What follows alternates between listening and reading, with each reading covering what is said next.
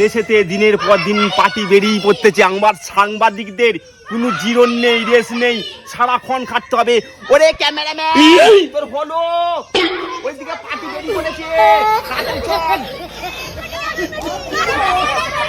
দেখতে পাচ্ছ রাস্তার মধ্যে কেমন মিছিল হয়ে পড়েছে আমাদের কংগ্রেস পার্টির দল। আচ্ছা তোমরা যে আন্দোলনে বেরিয়েছো এটা কিসের জন্য, কার বিরুদ্ধে লড়তেছো? আমরা মোদির বিরুদ্ধে লড়তেছি। আচ্ছা কেন মোদির বিরুদ্ধে তোমাদের কি এমন অভিযোগ? মোদি আমাদেরকে কংগ্রেস বলেছে বলে, আমরা যুব সমাজ আমাদেরকে মোদি বলেছে কংগ্রেস, ওই জন্য আমরা কংগ্রেস পার্টিকে জয় করুন।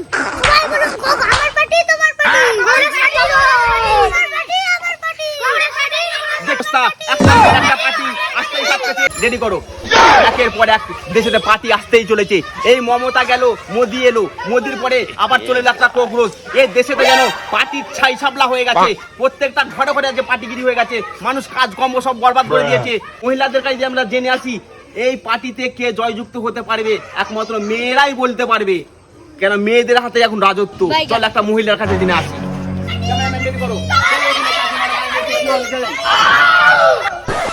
বলুন কাকিমা, দেখতে পাচ্ছ দেশেতে একটার পর একটা রাজনীতি লেগে পড়েছে, আপনাদের মতামত কি? এই পার্টিতে কে জয়যুক্ত হতে পারে, আমাদের মোদী সরকার না কংগ্রেস পার্টি?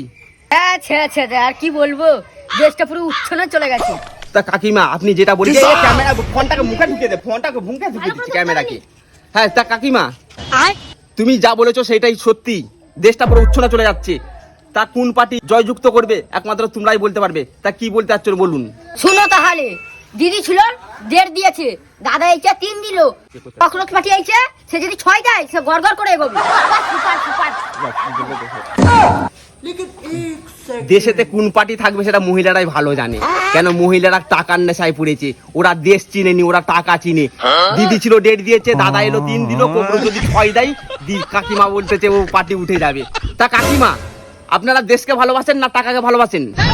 আমরা টাকা চিনি, দেশ চিনি।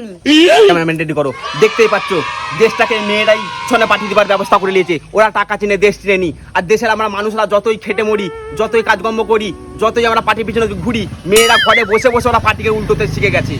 তাহলে কিছু লোক পার্টিতে মরবে, কিছু লোক বইয়ের হাতে মরবে, আজরাইলের এখন ছুটি আছে।